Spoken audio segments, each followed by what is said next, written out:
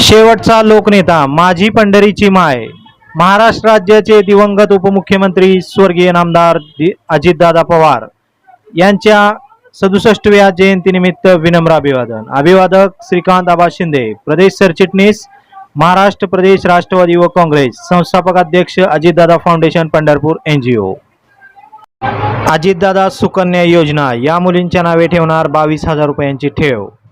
नमस्कार मित्रांनो, क्रांती मराठी न्यूजमध्ये आपल्या सर्वांचे स्वागत. लोकनेते तथा महाराष्ट्राचे दिवंगत उपमुख्यमंत्री अजितदादा पवार यांच्यासारख्या वेळेचे महत्त्व जाणणाऱ्या व कशाची भीड न बाळगता रोखठोकपणे बोलणाऱ्या नेत्याचे अचानक जाण्याने महाराष्ट्राने अजूनही न विसरलेला आहे. अजितदादा यांच्या 67व्या जयंतीनिमित्त राष्ट्रवादी युवक काँग्रेस पक्षाचे प्रदेश सरचिटणीस श्रीकांत शिंदे यांनी सामाजिक बांधिलकी जपणारा उपक्रम हाती घेतला असून अजितदादांच्या आठवणीत अजितदादा सुकन्या योजना राबवणार असल्याचे त्यांनी जाहीर केलेले आहे. या माध्यमातून मुलींच्या भविष्यासाठी आर्थिक पाठबळ मिळावे तसेच बेटी बचाओ बेटी पढाओ या संकल्पनेला बळकटी मिळावी या उद्देशाने हा उपक्रम राबवण्यात येणार आहे.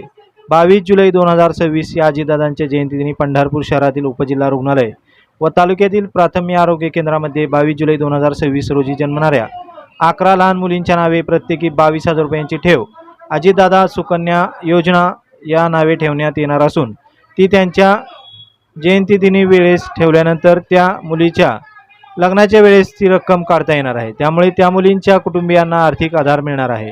त्याचबरोबर लोकनेते अजितदादांचे सोलापूर जिल्ह्याशी जिव्हाळ्याचे नाते होते. त्यांच्या स्मृती जपण्यासाठी यावर्षीपासून प्रत्येक वर्षी सोलापूर जिल्ह्यातील उल्लेखनीय कार्य करणाऱ्या एका नेत्यास लोकनेता पुरस्कार देऊन गौरवण्यात येणार आहे.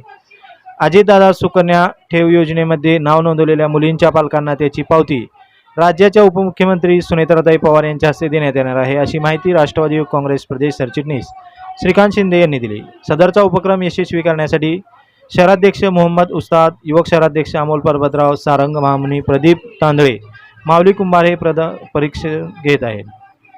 सदरची बातमी आपल्याला कशी वाटली याबद्दल नक्की कमेंट करा आणि आमच्या चॅनलला सबस्क्राईब करायला विसरू नका. धन्यवाद.